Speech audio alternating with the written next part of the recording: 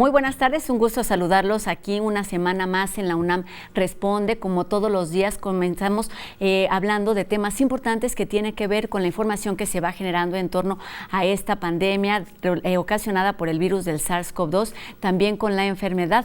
Hablamos todos los días con especialistas universitarios quienes nos ayudan a entender qué es lo que ha pasado, pero también nos dan herramientas que nos ayudan a prepararnos para lo que sucederá el día en que concluya esta pandemia que tiene al mundo de cabeza. Hoy estaremos hablando con especialistas universitarios sobre el trabajo que se realiza en el laboratorio con los virus, sobre la llamada bioseguridad, sobre la elaboración de vacunas y algunos otros temas como los riesgos y los beneficios de tener este tipo de trabajo que se realiza, por supuesto, en laboratorios universitarios, y para ello estaremos conversando en primer término con la doctora Clara Inés Espitia Pinzón, quien pertenece al Instituto de Investigaciones Biomédicas de nuestra universidad, y también en un segundo bloque con el maestro Benjamín Ruiz Loyola, quien es miembro de la Facultad de Química de nuestra universidad. Así que si quieren hacer junto con nosotros este programa, pueden hacernos llegar sus dudas y sus comentarios a través de nuestras redes sociales y también a través de los números de WhatsApp que están apareciendo en su pantalla. Además de toda esta información, les hablaremos, por supuesto, de la LEF, de las comunidades más vulnerables y también algunas otras reflexiones. Y como todos los días, comenzamos este espacio con un resumen de lo que ocurre en nuestro país, donde se anunció,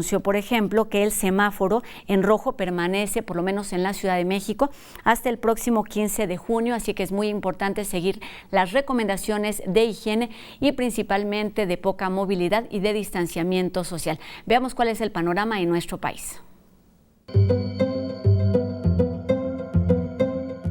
Del total de casos confirmados en lo general que presentó el doctor López-Gatell, 1.471 corresponden a la población menor de 20 años. En este momento estamos en el crédito a trabajadoras del hogar y a trabajadores independientes. Es un universo de 46.050 personas que pueden ser beneficiarias.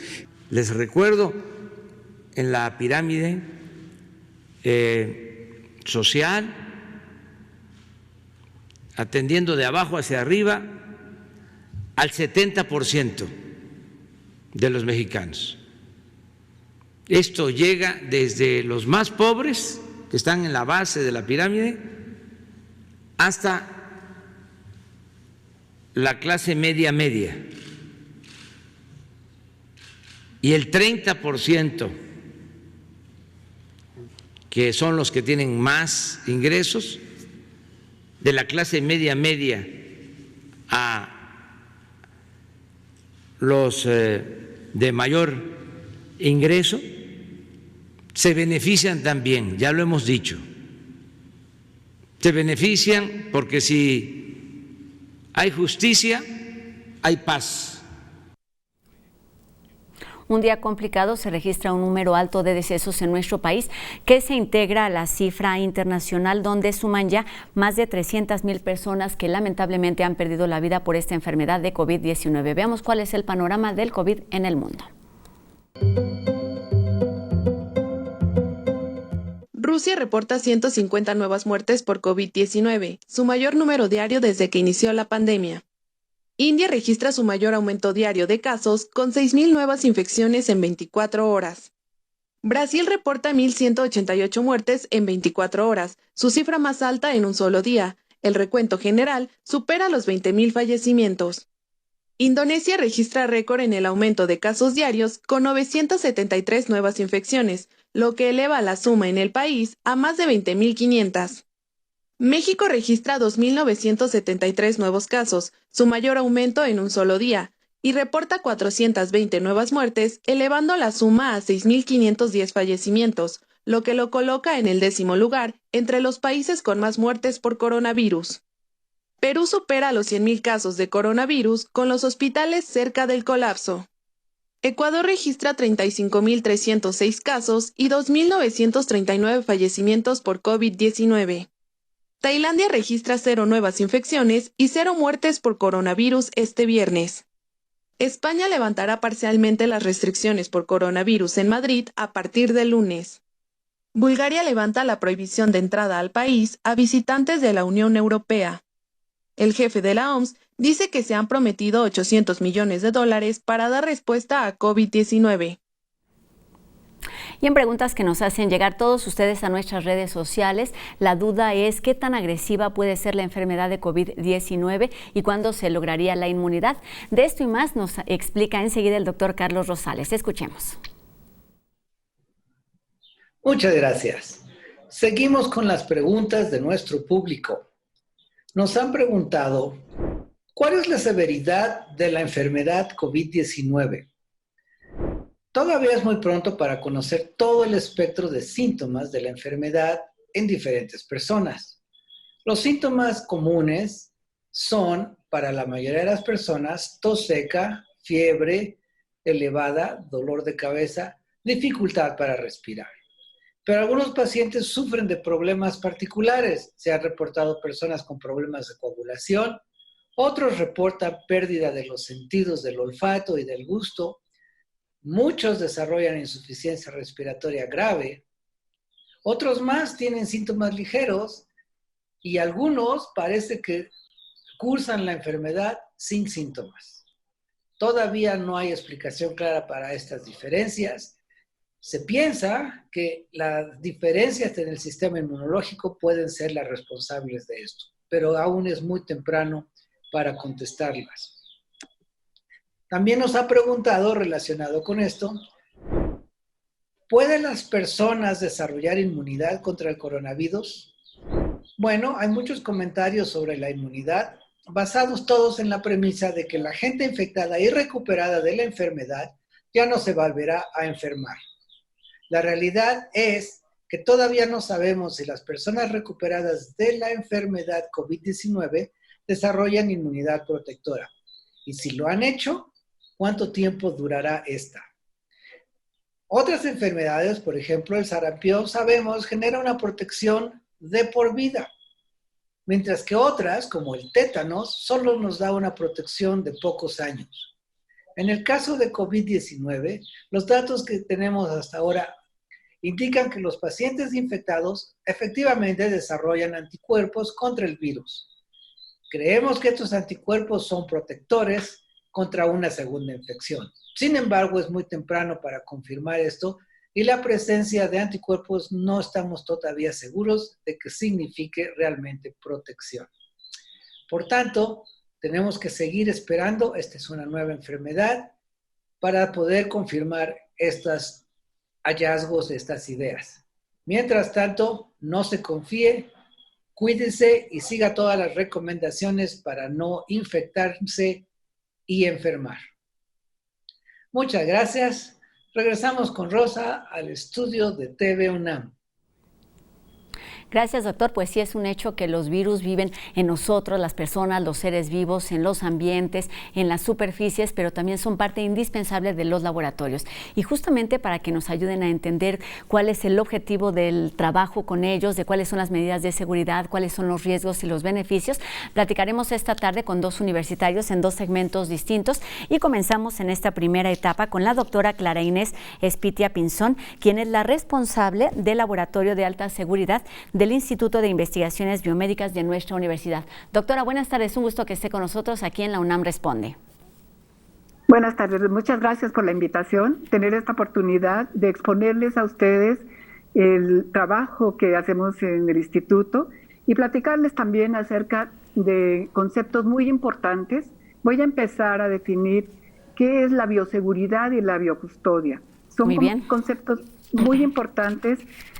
La bioseguridad es el conjunto de medidas y reglas que establece una institución, así como también la implementación de infraestructura para proteger a las personas y a la comunidad, a las personas que trabajan en estos laboratorios y también a la comunidad de una exposición que puede ser, generalmente en este caso, es accidental u ocupacional y que puede llevar a causar lesiones o inclusive la muerte en los individuos expuestos o los individuos sensibles.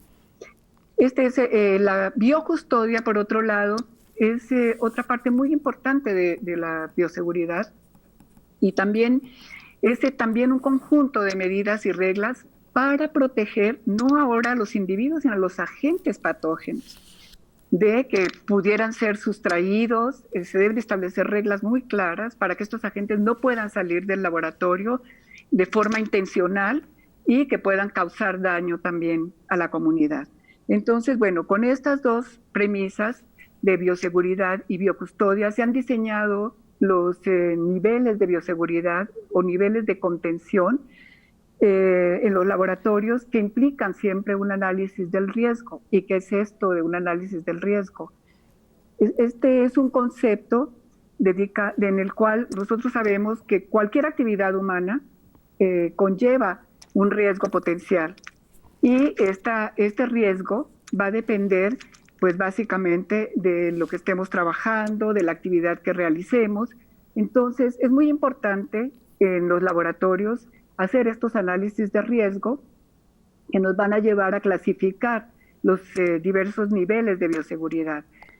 Generalmente en nuestros laboratorios, en las prácticas cotidianas que tenemos, generalmente pues no trabajamos con agentes patógenos, entonces es un nivel de bioseguridad 1 en todos los laboratorios, pero cuando se incluyen agentes patógenos o potencialmente patógenos, nosotros necesitamos, ya los podemos clasificar como un nivel de riesgo 2. ¿Y esto qué significa? Que estos agentes pueden en un momento producir enfermedad y se requieren instalaciones, nivel de bioseguridad 2, que implican el uso de gabinetes de bioseguridad, que son la primera línea de contención de un patógeno, y también pues cubículos en los cuales no está permitida la entrada de las personas y se deben tener ciertas características especiales, restricciones de entrada y el uso de ropa de protección personal. Si seguimos en la complejidad, si ya tenemos un organismo que es patógeno o una toxina que pueden causar daño, inclusive la muerte de las personas, entonces tenemos los niveles de seguridad 3. Estos laboratorios, como que están pasando aquí, ya son construcciones mucho más complejas, donde además del gabinete de bioseguridad que les mencioné, que podíamos verlo allí, se tienen también autoclaves de doble puerta, equipos de centrifugación que no permiten el escape de aerosoles. Tenemos también una entrada restringida. Es muy importante aquí la capacitación del personal, también en los de nivel 2. Tenemos también un aspecto muy importante de estos laboratorios, es su recambio de aire. Decimos que estos laboratorios tienen presión negativa, ¿y esto qué quiere decir? Que pues nunca va a salir aire hacia afuera. Todo el aire que está en el laboratorio siempre se está recirculando y se filtra a través de unos filtros que les llamamos EPA y que van a impedir que salga nada hacia el exterior. Y finalmente, pues estos laboratorios están hechos, como decía, para proteger de cualquier incidente que pudiese ocurrir. No debe salir nada de allí y hay protocolos muy claros de bioseguridad que se deben seguir, y por esto debemos entrenar y capacitar al personal al máximo para que puedan en un momento dado contener una exposición, en este caso accidente. Doctora, con todas estas medidas y estos protocolos que se toman en cuenta para la construcción de un laboratorio como en el que usted labora ahí en el Instituto de Investigaciones Biomédicas, que implica obviamente la capacitación del personal, tener un equipo de protección y medidas y protocolos muy definidos, todo esto es para que se trabaje con seguridad ahí dentro, digamos, y haya la menor posibilidad de riesgo. Platíquenos, ayúdenos a entender cómo es que trabajan con los virus y cuáles son los procesos que se desarrollan ahí adentro por personal capacitado para estas actividades, doctora. Bueno, sí. En este laboratorio del Instituto de Investigaciones Biomédicas se tiene dos laboratorios. Uno se trabaja con micobacterias, con Mycobacterium tuberculosis, y en el otro se trabaja con virus. Hasta este momento se ha estado trabajando con el virus H1N1. Y estamos estudiando, tenemos que hacer, como decía, una valoración del riesgo para trabajar con el COVID-19. Aún no hemos empezado a trabajar con ninguno de estos virus, porque requerimos primero de tener el personal perfectamente capacitado, tanto en el manejo del virus como en las prácticas de bioseguridad, y tenemos que hacer una valoración del riesgo como les comentaba, de cada uno de los protocolos que se piensan a utilizar. Entonces, tenemos, digamos, a nivel de bioseguridad 2, tenemos prácticas como el uso, el manejo de sueros que pueden estar potencialmente infectados, el manejo del virus mismo, que se pueden realizar en un nivel de bioseguridad 2, porque no vamos a expandir el virus, solamente vamos a trabajar con una muestra que puede ser inactivada en el gabinete de bioseguridad y posteriormente puede ser utilizada para el diagnóstico, bien sea el diagnóstico serológico, ver si hay anticuerpos, o saber si está el virus con las técnicas de PCR. Entonces, en este sentido, pues utilizamos el laboratorio nivel 2. En el caso de que queramos nosotros aislar un virus, queramos amplificarlo, queramos infectar células para obtener, porque los virus se replican en células que necesitamos tener una mayor carga viral, entonces debemos establecer estas valoraciones del riesgo para trabajar con el aislamiento, con la expansión de los virus y pruebas que llamamos de neutralización del virus, en el cual utilizamos anticuerpos para ver si pudieran bloquear la entrada del virus a la célula. También se pueden utilizar estas células para medir la efectividad de ciertos medicamentos, por ejemplo, si queremos probar nuevos medicamentos contra el virus, y porque vamos a poder de alguna manera ver si el virus puede ser inactivado por un compuesto antiviral que esté en experimentación. El laboratorio también cuenta con un laboratorio para infección de animales, y en el caso del COVID, todavía, pues como les comento, todos estos protocolos tienen que ser estudiados por la Comisión de Bioseguridad, hacer su valoración del riesgo para cada uno, entrenar al personal, tener el equipo de protección necesario, y ya entonces podríamos pensar también en hacer evaluaciones en animales de experimentación. Existen unos ratones que llamamos transgénicos. Esto quiere decir que estos animales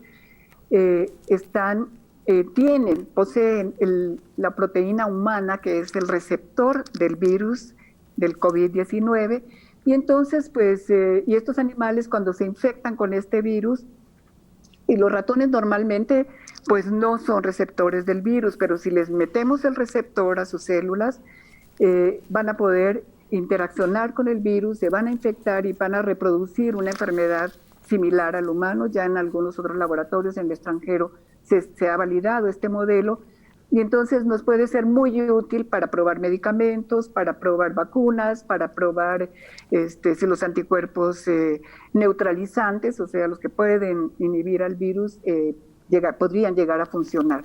Doctora, aunque todos estos laboratorios estén funcionando y cuenten con estas medidas y protocolos de seguridad, con el equipo y con la capacitación, como nos dice, es complicado que en este momento se empiece a trabajar. En algún otro momento conversaremos aquí de que, bueno, la UNAM ya anunció el desarrollo de un laboratorio en colaboración con otras instituciones del país, lo cual implica evidentemente un proceso largo. Pero para terminar esta plática, doctora, me gustaría que nos hablara justo de la importancia que tiene el contar con este tipo de laboratorios, porque justo necesita tiempos largos, procesos complicados, entonces necesitamos contar con ellos para cuando ocurre una pandemia o se conoce un virus de este tipo como el que nos está afectando, que es el SARS-CoV-2.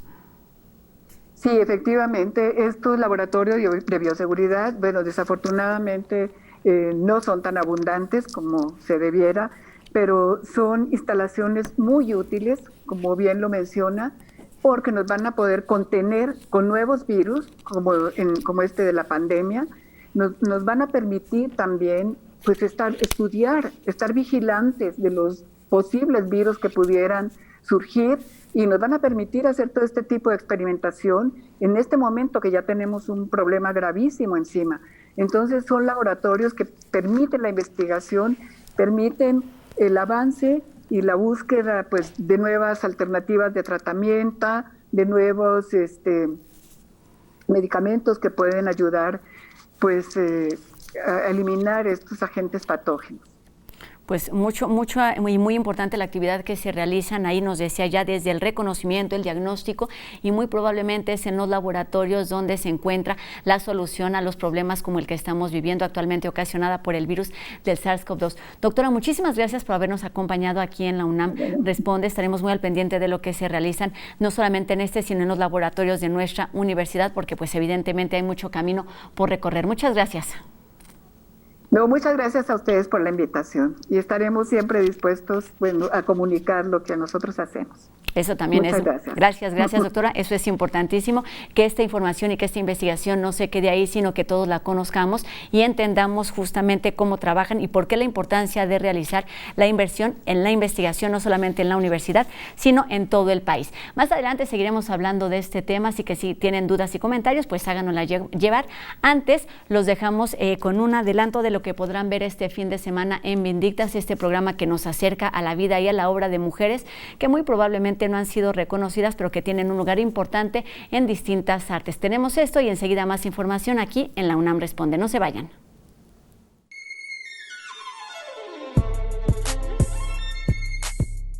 Hola a todos.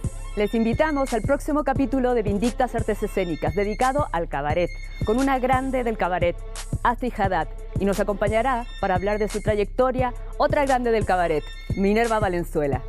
Les esperamos el próximo domingo, 20:30 horas por TV UNAM.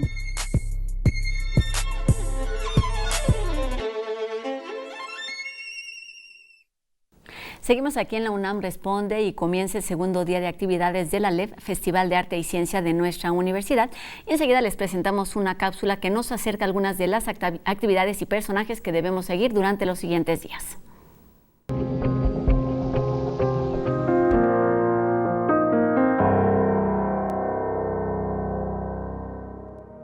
La relevancia de un festival como el ALEF en estos momentos es que nos permite que en tiempos de pandemias estemos con la posibilidad de que más allá de los encierros, la comunicación de las ideas siga circulando, que de alguna suerte tengamos la posibilidad de tener estrategias que van más allá del confinamiento, que precisamente consisten en la democratización de la información y del conocimiento para enfrentarnos a lo que podría llamarse falsas noticias que tenemos que combatir como nunca. Y con los recursos de la ciencia, esto es fundamental. Lo que podríamos recomendar para que la gente se acerque a este festival virtual que organiza la UNAM, este viernes vamos a tener a las 6 de la tarde, por ejemplo, un diálogo sobre el futuro posible entre Mónica Nepote y Carla Fessler, quienes nos van a hablar precisamente del problema de cómo apostar e impulsar la poesía incluso en tiempos que son críticos, y cómo nos ayuda a que no se nos desmorone la vida. Realmente es el impulso más importante en medio de los avances de la ciencia y de la tecnología, también reconocer este impulso de la poesía. Por otra parte, a las 6:30 de la tarde vamos a tener el día viernes la conferencia magistral del doctor Antonio Lascano, destacado investigador de la UNAM, que nos va a hablar precisamente del problema del origen de la vida misma, pero también de las expresiones de amenazas que retan a la vida en los niveles más finos de la naturaleza, y estamos hablando de los virus, del estudio de los virus, de responder una pregunta que él siempre le hace a sus estudiantes, que me parece interesantísima. Si los virus están vivos o no están vivos, ¿no?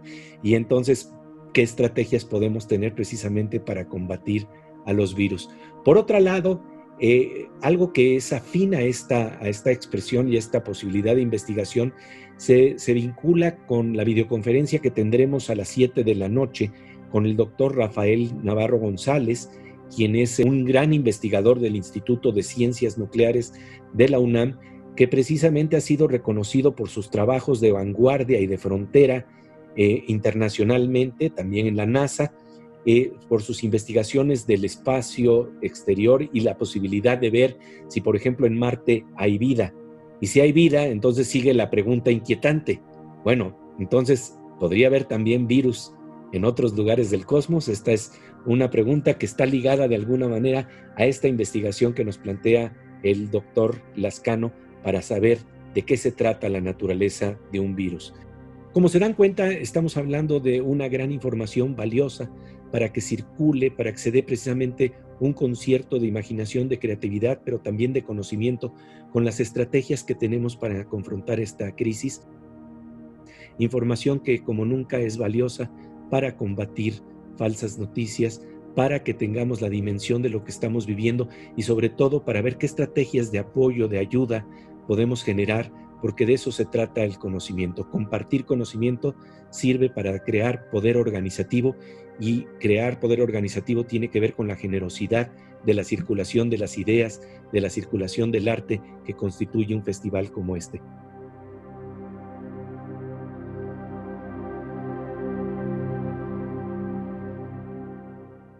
Pues sí, estas razones que nos cuenta Pepe Gordon son algunos de los motivos por los que el ALEF es una de las actividades principales durante estos días, pero Cultura UNAM no se detiene. Vamos con Anel Pérez a que nos platique algunas otras recomendaciones. Hola, yo soy Anel Pérez y esto es Cultura UNAM en Casa. Les recuerdo que estamos en pleno festejo del ALEF, el Festival de Arte y Ciencia, en el cual más de 170 científicos, artistas y académicos hablan y discuten sobre las posibilidades de la vida, el COVID-19 y sus efectos. Participan 20 países, hay más de 105 actividades, un coloquio, un ciclo de cine, un programa de radio, un programa de tele, así que yo les recomiendo que busque en el programa general y atienda a lo que más le interese. Sin embargo, algunas recomendaciones, por ejemplo, el sábado 23 a las 12 del día, le recomiendo que escuche a la viróloga Susana López Charretón. Ella es del Instituto de Biotecnología y nos va a hablar sobre los virus emergentes y en particular de este nuevo coronavirus y la situación actual. A las 2 de la tarde vamos a tener un estreno muy interesante de música con el coro Estacato. Este es el coro universitario que dirige Antonio Ugalde y que va a interpretar una pieza propuesta por Diana Circe, que está diseñada para hacerse a distancia, en un coro virtual. Esta obra la va a disfrutar mucho, tiene una composición de texto y un concepto visual de un compañero y colega alemán que le va a interesar porque está preparado todo para hacerse por primera vez un coro a distancia. El domingo 24 tenemos muchísima información. Les recomiendo que no se pierda la videoconferencia a la 1 de la tarde sobre Desdibujando Fronteras. Vamos a hablar sobre el arte como transmisor de conocimiento y luego en el programa de TV UNAM de las 6:30 de el ALEF vamos a tener a nuestro querido colega de la UNAM China, Guillermo Pulido, que hablará con Wu Hanjing y que nos compartirá desde China cuál ha sido la experiencia en la pandemia. También, desde luego, el taller coreográfico tiene una propuesta muy interesante. Escuche, ellos parten de este registro de que las partículas subatómicas reaccionan distinto cuando son observadas y esto genera una dimensión que se propone como la teoría de cuerdas de la física cuántica. Partiendo de esto, es que el taller coreográfico ha preparado una obra dancística justamente en la que participan 11 bailarines en 11 escenas con 11 emociones y 11 posibilidades y dimensiones. Después de la pieza también vamos a tener la oportunidad de platicar justamente con Diego Vázquez, el director artístico del taller coreográfico de la UNAM, platicando con una coreógrafa. Esto en general en el ALEF, pero también desde luego aquí en TV UNAM disfrutaremos de una buena programación. Iniciamos hoy viernes con la conferencia magistral de Richard Anderson sobre neuroprótesis, la interfaz mente-máquina, que revive un poco lo que pasó en el ALEF en el 2018. Esto es a las 9 de la noche, no se lo vaya a perder. Mañana sábado a las 10:30 de la mañana puede ver Fuerza Latina, Mujeres Inspiradoras de América Latina, con el episodio dedicado a Pituca Ortega, El cine cambia a la gente. Ella es la directora del Festival Internacional de Cine de Panamá y habla de su comienzo en la carrera, de sus obstáculos, de sus retos. Y el domingo deleítese con el Concierto Sinfónico de la UFUNAM y el Festival Internacional de Piano, con Catherine Larsen-Margry como directora huésped y Rodolfo Ritter al piano, juntos interpretando la obertura Fantasía Romeo y Julieta, Sinfonía número 2, Pequeña Rusa, de Tchaikovsky, y el concierto para piano número 1 de Rachmaninoff. Véalo en punto de las 12, disfrute muchísimo quedándose en casa, disfrute mucho con Cultura UNAM y con este puente que tendemos desde la ciencia y al arte en el ALEF. Yo lo veo el lunes con más recomendaciones, disfrute. ciencia y cultura, reflexión y esparcimiento. Mucho que hacer durante los siguientes días a través de TV UNAM y también a través de las plataformas de Cultura UNAM. Y ahora vamos con el equipo de No Memes, que nos preparó un breve recuento sobre la evolución que han tenido las consolas de videojuegos, que seguramente muchos disfrutan. Vamos a verla. Tecnología, entretenimiento y buen humor se dan la mano en la siguiente cápsula que No Memes tiene para ustedes.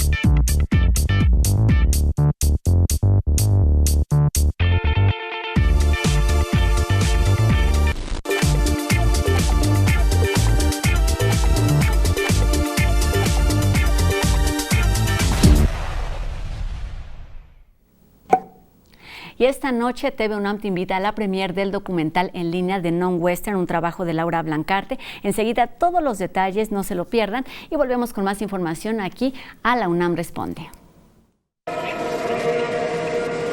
I know I want to be good support to Thaddeus. Set the roles of the man and the woman. In this house, your doctorate don't mean nothing.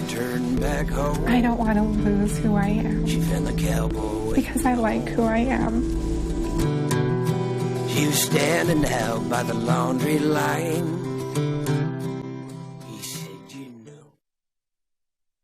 Qué gusto que continúe con nosotros en este último bloque de La UNAM Responde. Y ahora vamos con una cápsula que preparó el equipo de Entrending sobre la importancia de tener un modelo educativo acorde a las necesidades de los niños y los jóvenes de cada país. Vamos con los detalles. La educación en México ha sido el eje central para impulsar el desarrollo social en el país. Es el pilar para la formación académica de millones de mexicanos que buscan mejores oportunidades. Desde la creación de la SEP en 1921, el modelo educativo mexicano se ha basado principalmente en un sistema vertical, el cual en un principio solo consideraba primaria y secundaria como parte de la educación básica. Actualmente se encuentra subdividido en educación inicial, educación básica, educación media superior y educación superior. El artículo 3 de nuestra Constitución establece que todo individuo tiene derecho a recibir educación y será el Estado quien impartirá la educación preescolar, primaria y secundaria como obligatoria. Además de ser laica y gratuita, fomentará el amor hacia la patria y la conciencia de la solidaridad internacional en la independencia y la justicia. Ahora bien, ¿qué tan eficaz y eficiente es el sistema educativo mexicano? Si bien nuestro país cuenta con universidades reconocidas a nivel mundial por su calidad de enseñanza e investigación, como la UAM, el IPN, el TEC de Monterrey, la Universidad Iberoamericana y la máxima casa de estudios, la UNAM, por mencionar algunas, la educación básica muestra un gran déficit de aprendizaje en áreas como español, matemáticas e historia. Entre las causas están la deserción escolar y en algunos casos la deficiente preparación de los maestros. El modelo educativo de la gran mayoría de países europeos se centra en la competitividad académica basada en la competencia económica de cada país. También presentan diferencias significativas en sus modelos.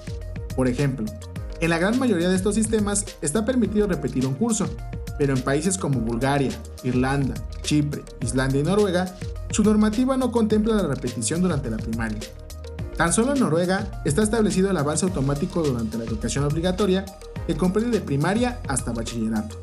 En otros modelos, como el finlandés, se da mayor peso e importancia durante la formación primaria a los valores y al trabajo en equipo, que a la enseñanza de matemáticas o cualquier otra materia.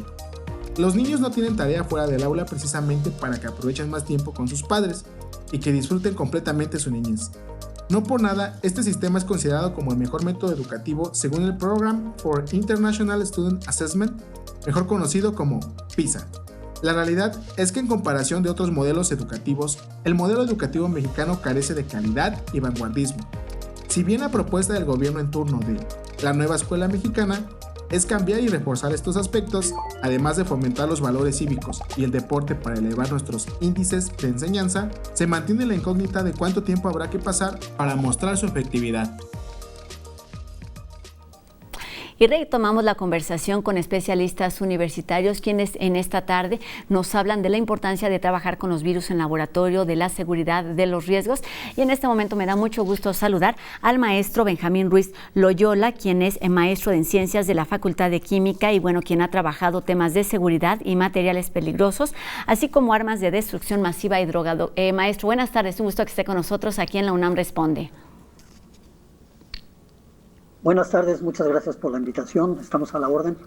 Pues ya la doctora nos daba una introducción a la forma en la que se trabaja, de las medidas de seguridad, los tipos de laboratorio, pero en este momento se me ocurre preguntarle que en una etapa como la que vivimos pensamos en virus y lo que tenemos o lo que sentimos es miedo, y hay quienes, como los científicos, que lo que les causa es fascinación. ¿Qué significan los virus, maestro, como materia de investigación? El virus tiene una gran cualidad, que es que para la mayoría de los científicos un virus no está vivo, es decir, es simplemente materia química, materia biológica, ADN o ARN, pero tiene la capacidad de replicarse cuando entra en una célula, que puede ser una célula de un organismo pluricelular como nosotros, o puede ser una célula unicelular como una bacteria. Y esta presenta una dualidad maravillosa. Si un virus de este tipo entra en mi cuerpo, me puede provocar una enorme infección, como lo estamos viendo ahorita con el problema del SARS-CoV-2. Pero si yo tomo un virus y lo hago que entre en una bacteria, puedo modificar genéticamente ese virus para que él a su vez modifique a la bacteria y haga lo que yo quiero que haga. Okay.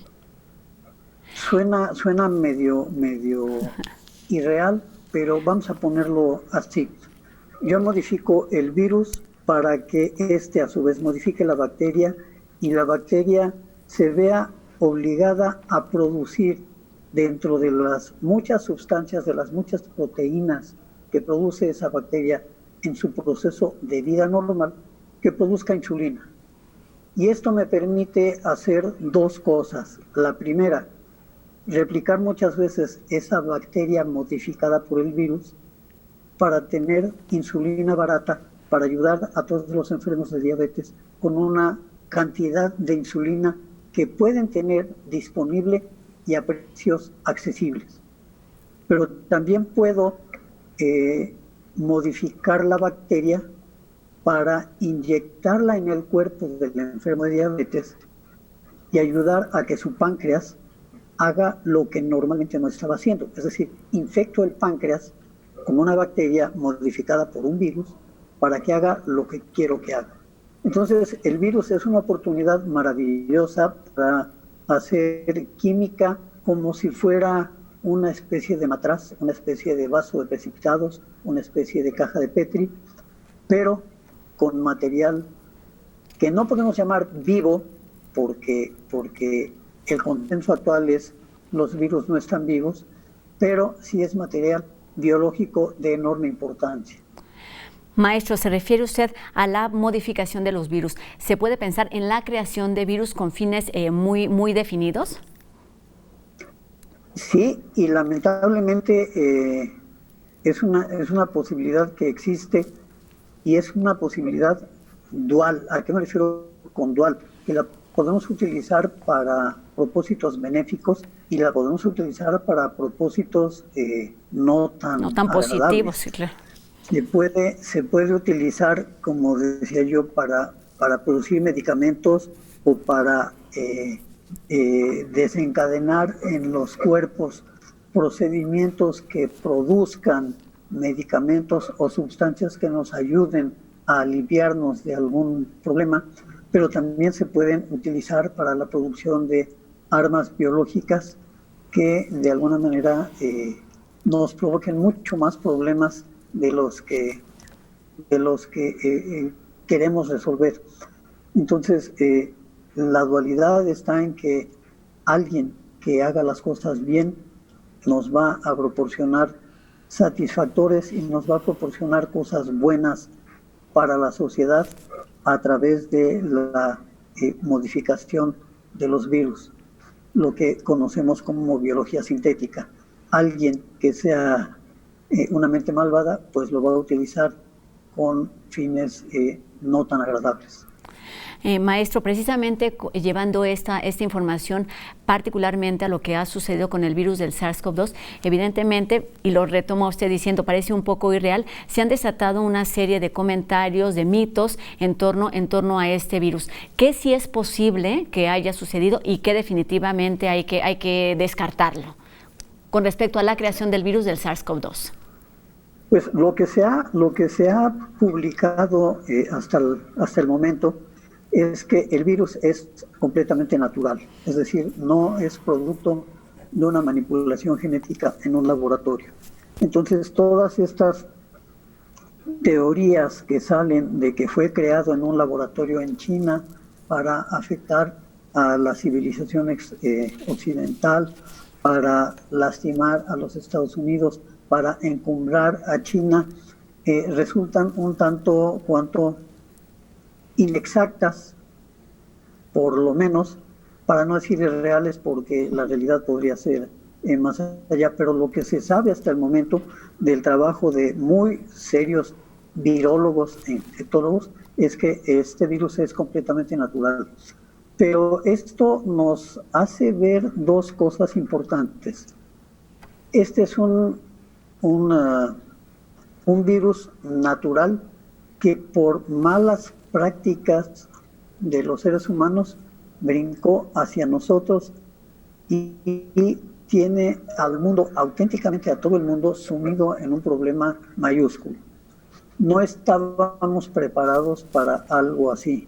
A pesar de que ya habíamos tenido en 2009 el H1N1, de que habíamos tenido en 2012 el SARS, en 2015 el MERS, no estábamos preparados para esto, no estábamos preparados para algo tan grande. Y eso tiene que ponernos a pensar en que si no estamos preparados para algo que es completamente natural, no estaríamos preparados tampoco para algo que fuera provocado, es decir, para que alguien iniciara un ataque bioterrorista. No quiero ni pensar en que eso llegue a suceder, en que la ciencia va a ser siempre utilizada para el bienestar de la humanidad y no en su contra, pero piensa mal y acertarás, decían por ahí. Exactamente, es un dicho en dicho y algo de razón debe tener. Maestro, la doctora en el primer bloque de esta entrevista nos hablaba de la importancia de la biocustodia y de la bioseguridad, pero también un hecho constante dentro de los laboratorios es el riesgo de contagio. Platíquenos de este tema, que es un tema que preocupa y que ocupa a quienes están laborando en los laboratorios o están trabajando en los laboratorios, principalmente de nuestra universidad. Sí, los laboratorios para el manejo de microorganismos, sean virus o sean bacterias, se dividen en 4 niveles y cada nivel implica el tipo de riesgo que pueden tener, con que se puede trabajar y el tipo de seguridad que debemos de tener. Entonces, en el nivel 1, que es el nivel más bajo, se trabaja con cosas que son muy comunes y que difícilmente van a causar una enfermedad. Por ejemplo, Escherichia coli. Escherichia coli es algo que todos tenemos dentro de nosotros, pero hay que aprender desde el nivel 1 a trabajar adecuadamente con esos microorganismos. Entonces, maestro, el personal que trabaja en esto, sí. Sí, perdón, lo interrumpo, es que la doctora nos explicó un poquito sobre esto y a lo que quería llegar, para ahorrar un poquito de tiempo, es en nuestro país no existe un laboratorio tipo 4. ¿Cuáles son las características o las implicaciones de tener un laboratorio de este tipo? Porque me parece que está ligado a las realidades y a los tiempos que vivimos. Ok, sí, hasta donde yo sé, en nuestro país solamente existen unos pocos, no más de 5 laboratorios de nivel 3. Sí. El nivel 4 es un nivel de máxima seguridad que, para empezar, como decía la doctora, la presión del aire siempre debe ser negativa. Debe haber filtros de aire acondicionado de alta eficiencia que no permitan la salida de aire y no permitan la salida de ninguna manera de partículas que vayan arrastradas por ese aire, ni siquiera de manera accidental. Y el tipo de material que se maneja ahí es un material altamente peligroso. Por ejemplo, el virus del ébola, que es, sabemos que ha causado estragos en África. Hay películas que hablan de lo que podría causar el ébola. Este tipo de material tiene que ser trabajado confinado en estos lugares. ¿Qué implica tener un laboratorio con estas características? Implica tener personal capacitado, implica poder capacitar más personal, es decir, tener cada vez más personal capacitado, pero implica acceder a un nivel de estudio de microorganismos, sean virus, sean hongos, sean bacterias, de una alta peligrosidad, porque mientras más y mejor los podamos conocer, más y mejor los podremos controlar. Entonces, afortunadamente en nuestro país no hemos tenido problemas de ébola, pero no estamos exentos de que algún día pudiera darse un caso así. Maestro, para terminar y con toda esta experiencia que usted tiene y lo que nos platica, no estábamos preparados para un virus como este, aún teniendo los antecedentes de los que ya nos ha mencionado. ¿Qué pasa o qué cambia con un virus como el SARS-CoV-2, tanto en los laboratorios como para la preparación de este equipo de protocolos y de medidas de riesgo y de precaución en los laboratorios? La primera cuestión importante es que para manejar este virus debería de trabajarse por lo menos con un nivel de seguridad 3. No tenemos muchos laboratorios, entonces tenemos que aplicar el nivel 2, pero esto implica que la gente que maneja el virus para estudiarlo esté en un altísimo riesgo. Pero conocer el virus nos permite, primero, acelerar nuestros procesos para el desarrollo de vacunas. Segundo, acelerar nuestros procesos para el desarrollo de medicamentos. Ahora resulta que un medicamento que se utiliza contra la malaria, que se llama artemisina, pudiera ser un buen exponente para combatir el SARS-CoV-2. No es nada definitivo, pero teniendo laboratorios en donde tengamos mucha gente capacitada y preparada trabajando con el virus y con todo aquello que lo puede atacar, es importantísimo. Si solamente tenemos nivel 2, el riesgo de contagio del personal que trabaja ahí es muy alto. Si tuviéramos muchos más laboratorios de nivel de bioseguridad 3, tendríamos mucho más capacidad de trabajo, podremos hacer las cosas más rápido y mucho mejor. Pues mucho todavía que aprender, maestro, pero también es importante mencionar que justamente nuestra universidad cuenta con laboratorio de este tipo 3 y bueno, hace una semana ya el rector de la universidad hablaba de este laboratorio donde se podrían desarrollar las vacunas, que es lo que se busca con una pandemia, con un virus como el que estamos conociendo en estos días. Maestro, le agradezco mucho el que haya estado con nosotros aquí en la UNAM Responde, esta información y estos minutos de claridad. Maestro Benjamín Ruiz Loyola, maestro en Ciencias de la Facultad de Química. Buenas tardes. Les agradezco la invitación. Muy buenas tardes. Que esté muy bien. Y seguimos aquí con más información y nos vamos ahora porque es viernes de buenas noticias y nos enlazamos con Flavio para que él mismo nos cuente de qué se trata. Hola Rosa, buenas tardes. Hoy es viernes de buenas noticias. En este caso he dado el salto del océano y nos vamos directamente a las Islas Canarias, concretamente con Kika Fumero. Kika Fumero es la directora del Instituto Canario de Igualdad, que ha creado un programa llamado Mascarilla 19, que es para proteger a las mujeres de la violencia doméstica. Ha sido muy original, ha tenido una repercusión internacional muy grande y contacté con Kika para que, aparte de contarme cómo funciona su Mascarilla 19, que me diga si ella ve posible que podamos importar este proyecto a México. Y esto es lo que Kika nos cuenta. El estado de alarma nos obliga a aislarnos con el fin de cuidarnos y así cuidar a quienes nos rodean. En medio de este confinamiento, muchas mujeres comparten espacio con sus agresores las 24 horas del día. Si estás viviendo una situación de malos tratos en casa o agresión sexual en la calle, acude a la farmacia más cercana y solicita Mascarilla 19. Pidiendo una Mascarilla 19, el personal farmacéutico sabrá que debe llamar al 112 y dar la alarma para activar el protocolo que te proporcionará la ayuda que necesites. Desde el Instituto Canario de Igualdad del Gobierno de Canarias, queremos transmitirte que no estás sola, que tu barrio, tu comunidad y tu gobierno están ahí para protegerte.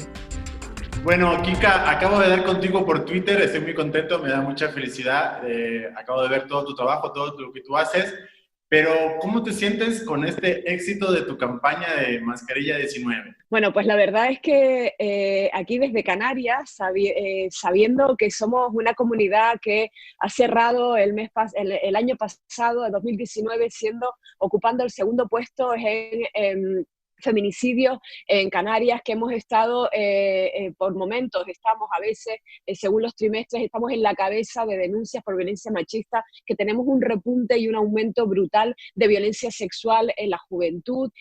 Bueno, pues ser capaces desde Canarias de generar una acción, una campaña, un recurso, al fin y al cabo, que protege y que ha dado protección y ayuda a tantísimas mujeres, mucho más allá de nuestras fronteras como comunidad autónoma de Canarias. Bueno, pues para nosotros, de luego, saber que estamos exportando de alguna manera protección a mujeres víctimas de violencia de género, pues es un orgullo, es una satisfacción, desde luego, ¿no? ¿Me puedes contar exactamente en qué consiste tu campaña que tú has creado en Mascarilla 19?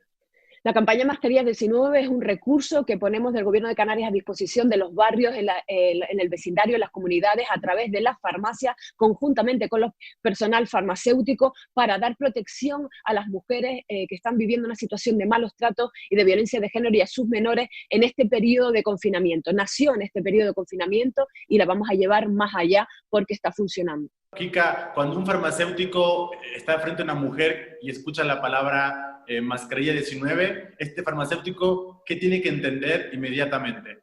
Tiene que entender que esa mujer necesita su ayuda y tiene que pedirle unos datos personales y llamar al teléfono de emergencia para que se persone la policía. Esa es la lectura que tiene que hacer a través de Mascarilla 19. Una mujer hace esto cuando está acompañada, pero cuando está sola, tranquilamente podría decirle al farmacéutico que es víctima de violencia, o no entiendo mucho. Bueno, una mujer, hay varias preguntas y varias dudas en este sentido, críticas incluso ha habido. Por ejemplo, si la mujer está sola, ¿qué más da? ¿Por qué tiene que decir Mascarilla 19 si puede contar su vida? Bueno, una mujer que sale de su casa, está viviendo malos tratos, que decide pedir ayuda, está en un estado de estrés emocional y psíquico muy grande. No, es imposible, a lo mejor tiene poco tiempo. Mascarillas 19 viene a resumir esa situación suya. No tiene por qué contar, no sabría ni siquiera a lo mejor por dónde empezar, si por esta mañana, si por ayer.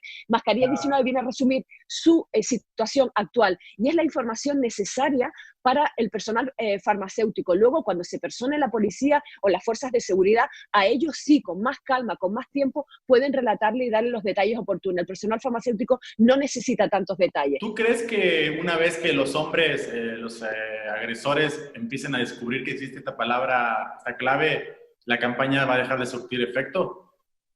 No, porque Mascarilla 19 no es un código secreto, es una clave. Es como decirme que si yo creo que si los agresores saben que existe un número al que llamar, va a dejar de tener efecto ese número. No, no es así. Tenemos un número al que llamar y ese número funciona, porque se busca la manera de acceder a él. Por lo tanto, es un recurso más. Mascarilla 19 es un recurso más. ¿Y ya has podido ver algún tipo de resultado concreto? Esta campaña se puso en marcha el 17 de marzo y a día de hoy ya tenemos 20 casos en Canarias, solo en Canarias, de mascarillas 19. 20 mujeres que han acudido a su farmacia más vecinas para decir y han dicho mascarillas 19 y el personal farmacéutico ha dado la alarma y le ha dado la ayuda correspondiente. Teniendo en cuenta el éxito de tu campaña, teniendo en cuenta que un grupo de cantantes muy famosos decidió apoyarte, eso genera en Latinoamérica, el mensaje se traslada, cruza el océano. ¿Cómo deberíamos implementar nosotros desde aquí tu campaña? Yo creo que tiene que haber una voluntad clara por parte de las autoridades competentes y por parte de las farmacias. Y luego, una vez que se unan autoridades y farmacias, la solución es fácil, porque simplemente tienen que activar y hacer llegar a la ciudadanía que existe este recurso y simplemente utilizarlo. Aquellas mujeres que se encuentren en una situación de malos tratos, acudir a la farmacia, decir mascarilla 19 y que el personal farmacéutico llame al teléfono de emergencia para activar la protección que necesiten, para que se persone la policía, etc. Un gusto, estamos en contacto. Te mando un beso y muchas gracias. Un abrazo grande para ti. Chao. Chao. Pues aunque surge de un hecho lamentable, las buenas ideas no conocen fronteras, así es que muy probablemente podríamos aplicarla no solo en México, sino en otros países. Y con esta información terminamos nuestra semana 9 de la UNAM Responde, con información que nos permite actuar responsablemente durante la fase 3 que vivimos. Hoy más que nunca es importante seguir las recomendaciones de higiene y de distanciamiento social. Así es que bueno, pase un buen fin de semana, manténgase informado sin exceso y nos encontramos aquí el próximo lunes con más de la UNAM Responde, completamente en vivo a las 2:30 de la tarde, y recuerden nuestra repetición en punto de las 7 de la noche. Mi nombre es Rosa Brizuela. Adiós.